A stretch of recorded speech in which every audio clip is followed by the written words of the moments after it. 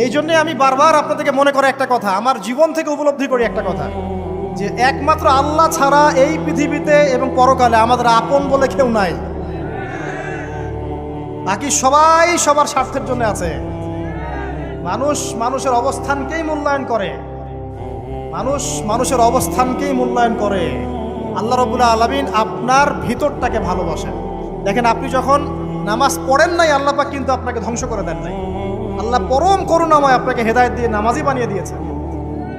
জীবনে অনেক পাপ করেছেন, ইনস্ট্যান্ট আল্লাহ পাক শাস্তি দিতে পারতেন, আল্লাহ পাক দেন নাই।